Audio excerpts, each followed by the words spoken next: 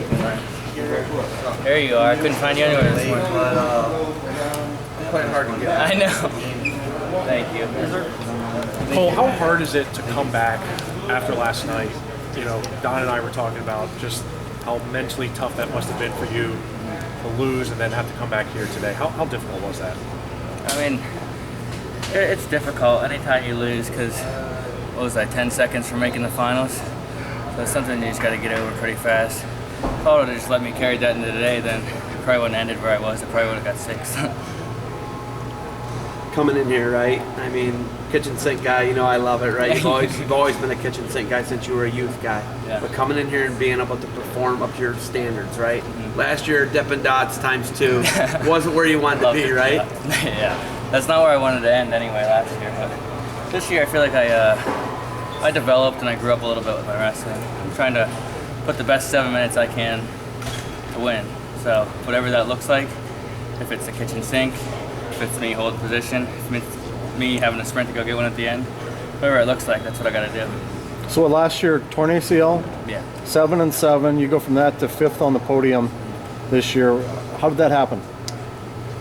I mean, I think I just made big strides this summer.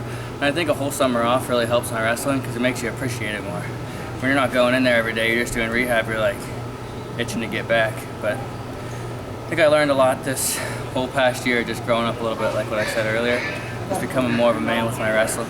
You recommend that for more wrestlers to do that? Oh yeah. I mean, depends what age, depends how much you love it. But I know time off for me makes me love it more. So this is a sport that I want to be involved in my whole life, so yeah. Does your brother have a lot to do with that? I think both my older brothers have a lot to do with that. I mean, those guys love the sport so much, it's hard to like match their energy with it, but it's like, I'm not them and they're not me, so I'm just trying to do what's best for me. Especially with all the adversity Austin. Oh, he had like through 7 knee surgeries. Right. And I think I was on my 3rd this past spring, so yeah, just trying to stay healthy. All the goofy COVID stuff, how many years do you have left now? 2 more years. Because it's different for everybody. Everybody I talk to, talk to Berglund, he's like, yeah, I think I got another year. I don't know yet. I find out July 1st. Like, nobody knows. Yeah. Some guys just don't know, right? Yeah, and I have 2 years left, and I expect to take them unless there's some kind of injury or something that like prohibits me from doing it. But I plan on using my last 2 years.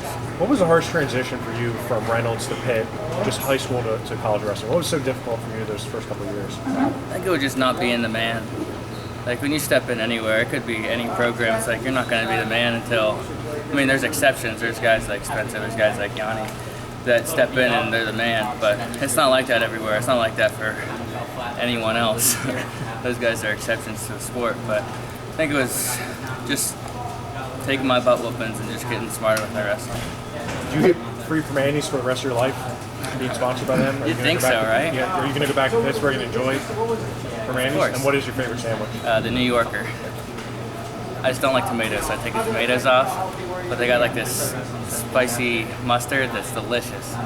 Shout out to Permanis this year. Thank you. After all the big wins you had this weekend, and you had quite a few, do you feel like you are the man now?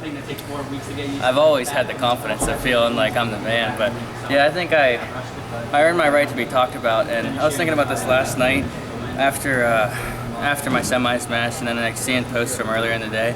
It was like huge upset Matthews beats Rivera, but it's like, how long is it gonna be for me to like not be called an upset against someone like that? Just because I don't have like a cool nickname, it's like these guys have cool nicknames. I don't got one. My name's just Cole. Coleslaw Matthews. Yeah, you can say something like that. So how do you take the next step? What's the